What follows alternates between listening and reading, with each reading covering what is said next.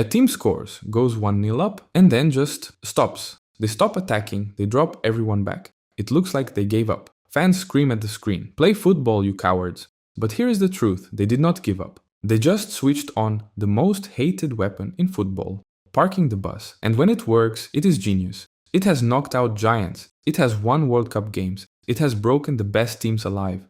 So why does the ugliest tactic in football keep winning? The answer is not about defending, it is about the human brain. First, let's be clear on what it actually means. Normally, a team spreads out, attackers high, defenders back, lots of space. Parking the bus throws that away. Everyone comes back.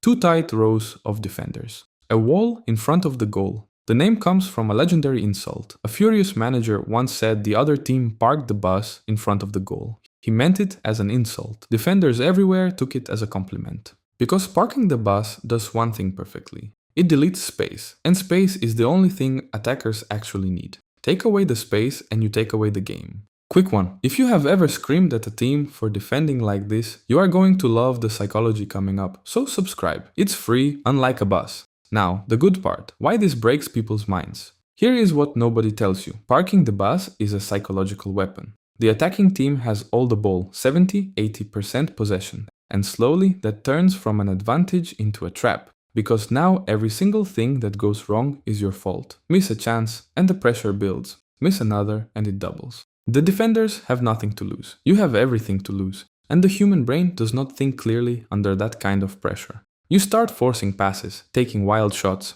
panicking. The wall barely moves and it is winning without touching the ball. This is the genius. The defending team makes you beat yourself. And the longer it stays level, the more the panic grows. 60,000 fans groaning, your own manager screaming, the clock running out. That is not a football problem anymore. That is a brain under siege.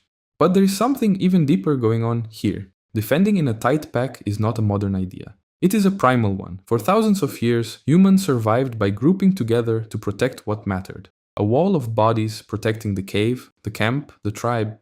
Parking the bus is that exact instinct. A wall protecting the goal. And attacking a locked-in defensive group triggers an old frustration too. The instinct to break through a wall makes us reckless, impatient, emotional. So the defenders stay calm as a group, while the attacker slowly loses control alone.